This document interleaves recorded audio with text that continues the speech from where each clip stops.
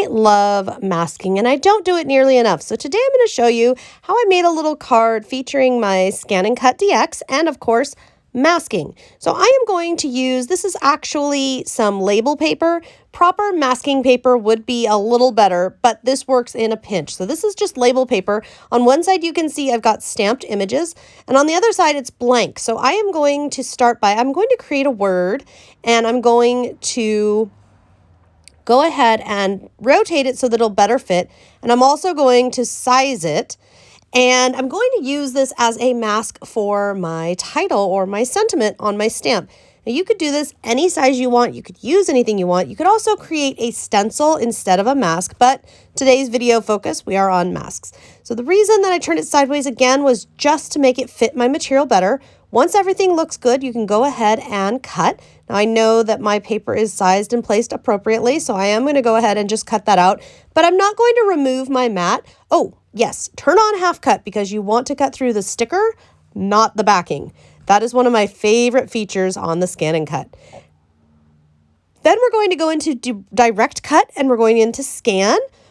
And this is going to scan for our stamped images because I want to make masks out of these stamped images, which means my final product won't actually have these on there. And you can see I'm zooming in so that we can see exactly where our lines are. It actually turned out really nice, really clean lines. We're going to go ahead and say okay to that. Now, if you want to adjust the outline distance, so I like to make it when I'm masking slightly under, which means it'll be slightly inside the line, because I don't like it when I have that halo effect of a little bit of a white line outside of the stamp when I'm masking and doing a lot of coloring. Totally personal preference though. Once you have selected how you would like it to do, how you'd like it to cut inside or outside, however you want your borders, you just say okay and go ahead and cut. Half cut is already on because again, we want to cut the sticker paper and not the backing. With this done, we have everything we need. All we'll need now is colors. Now I like to use ink and a blending tool because I find that that works better, and I'm placing my mask, my first mask here on watercolor paper. I find an ink and a blending tool works a little better here because if you do a lot of liquid medium, say watercolor, and then I'm going to go ahead and stamp my images and cover them up with the mask paper.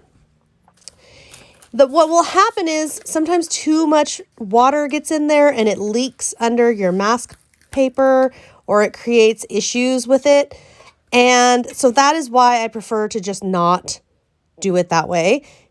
Completely personal preference though, and you can play around with what you're masking and what mediums you're utilizing and if they work well for you. That's again going to be based upon what you're creating and what is going to work for you.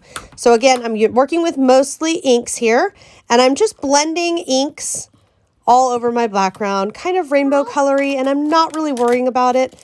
As far as perfection, I am going to spritz this with a tiny bit of water just to help further blend because these inks are reactive with water. And then I'm going to just remove the masks and ta-da! Everything under those masks is going to be white and untouched. It's so great. Now, I will also mention to you, see, I did use a little bit of water and I didn't let this dry all the way. So a few little spots were wet and wanted to stick. That's the other reason. I'm not the most patient crafter, so I don't like having to wait around for things to dry.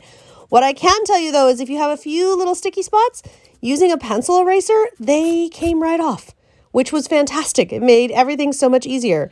So now I am using a tiny bit of watercolor in the form of a brush pen and then a water brush to add a little color.